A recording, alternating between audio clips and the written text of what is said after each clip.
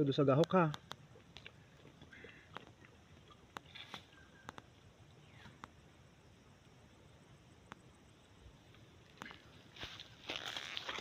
Bago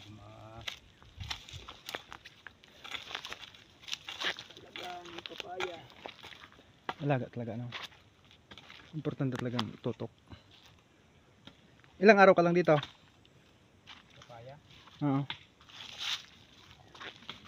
Dati mga 2 days lang. Ilang araw na? Isang araw lang.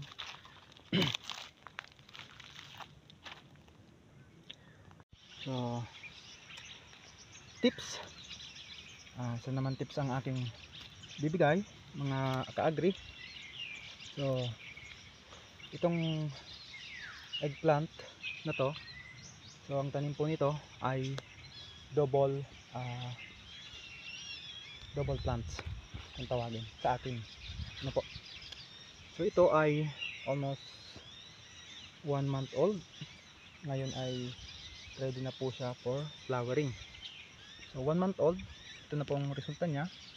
So mataba yung dahon, then nagba-violet ka ang kanyang stem. So ito ay may kargang ipot. So importante po yung ipot. So pag mag-apply po kayo ng ipot, ay kailangan ay yung naglulupa-lupa na. So hindi basta-basta bibili kayo ng ipot na yung medyo may amoy. So mas maganda po yung wala ng amoy kahit nabasa. So yan, counting tips lamang po. So pag ganito na yung eggplant nyo, so ito ay sa aking kaalaman lamang po. Ngayon, so kailangan malinis po palagi yung ating paligid ng halaman. Then nakagahok siya, makita nyo, ginagahukan po siya. So nakapabundok. And then kailangan pinoproning po siya, ano? Kailangan ipoproning. Tatanggalin mo yung dahon niya sa ilalim. Then ayan, so meron mga dahon sa ilalim. Kailangan tiran mo siya ng mga 3 piraso na malaki. So kailangan weekly po siya nagagahukan. Then weekly nagagahukan. Then kailangan may karga po siya ditong ipot sa paligid.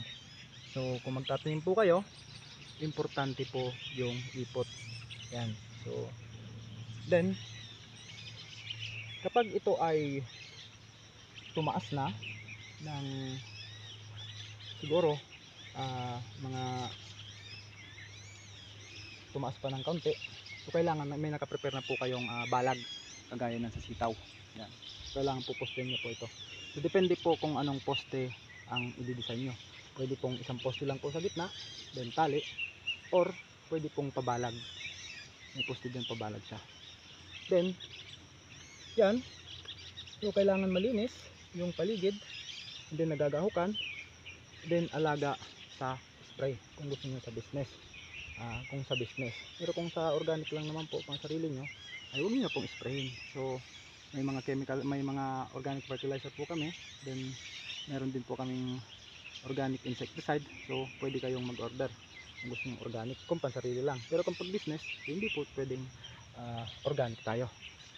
So siguro mga ilang months pa, so magkakaroon tayong organic product. Then yan, so yan, na-proning na natin, nagagahukan, lalagyan ng fertilizer. Then so kailangan ay alaga po natin siya palagi. Yan, alaga ng dilig. Yan, so laging may dilig. Then siguro mas marami yung ipot na nakaalalay palagi. Yan lamang po. Thank you very much.